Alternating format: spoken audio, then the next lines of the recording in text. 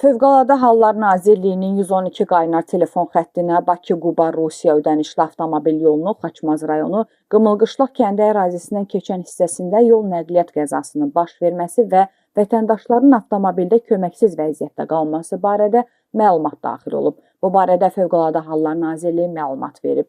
Bildirilib ki, məlumatla əlaqədar hadisə yerinə Fövqəladə Hallar Nazirliyinin Şimal Regional Mərkəzinin xilasediciləri cəlb edilib. Hadisə yerində əməliyyat şəraiti qiymətləndirilərkən müəyyən olunub ki, Mercedes markalı minik avtomobili idarəetməni itirərək yol kənarındakı dərəyə aşıb, maşındakı sürücü və sərnişin köməksiz vəziyyətdə qalıb. Xilasedicilər xüsusi vasitələrdən istifadə etməklə xəsarət alaraq köməksiz vəziyyətdə qalan avtomobilin sürücüsü 1969-cu il təvəllüdlü İlham Yaquboğlu Ələsgərov və sərnişini 1983-cü il təvəllüdlü Bəhruz Mikayıloğlu Şirinovu dərinliyi təxminən 12 metr olan dərədən çıxararaq təcili tibbi yardım briqadasına təhvil veriblər.